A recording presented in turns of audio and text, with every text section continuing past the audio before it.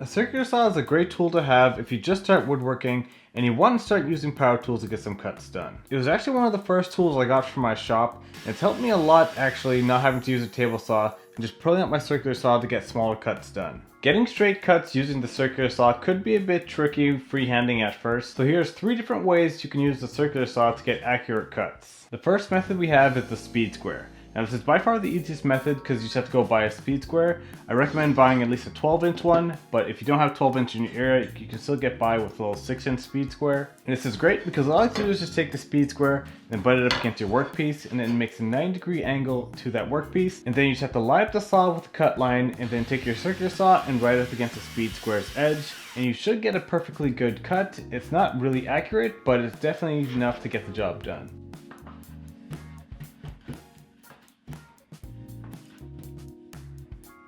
The next method is just making a basic circular saw jig. Now for this you'll need 2 separate boards, one for the saw to ride against and a base plate for it to sit on. Now you want to place the edge piece on your base plate and then take out your speed square and check to make sure that it's 90 degrees to the board. Once you have that set up, you just want to get out some glue or screws down. If you want it to be removable, you would use some screws, but for this I'm just going to glue it down with some Type Bond 3. And once you have the glue set up and spread out, you want to get out your speed square again. Just make sure that it's perpendicular to your board. Then once that's all done, you just want to clamp it down, making sure there's even pressure and that the board hasn't shifted in the placement. Double checking with the speed square, making sure that your boards are nice and straight. And once the glue's dried, you want to clamp it down to your workbench and then make a 0 clearance edge. So get out your circular saw and ride it very carefully against the edge, making sure that it's following the edge base, and then you should have a 0 clearance edge once this is all done.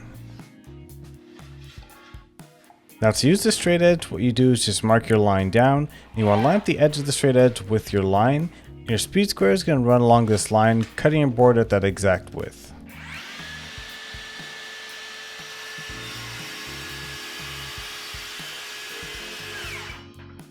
And you can get some great quality cuts with a jig that's not too hard to build.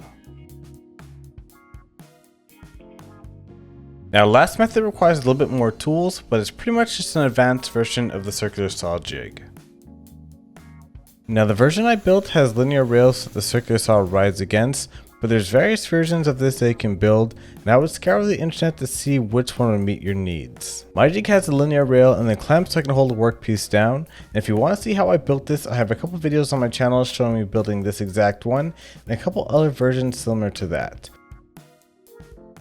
And that's how easy it is to turn your circular saw into a very precision accurate tool, either using a triangle, a jig like this, or if you want to go in fancy, you can make a big crosscut sled. But if you only need to do small cuts, I recommend this small jig. You can actually attach a lip to the bottom of it here as well too, just so it can be like the triangle and ride the edge to make sure you get a perfect 90-degree cut. That's gonna do it for this short video. Thank you guys so much for watching, and I'll catch you guys later.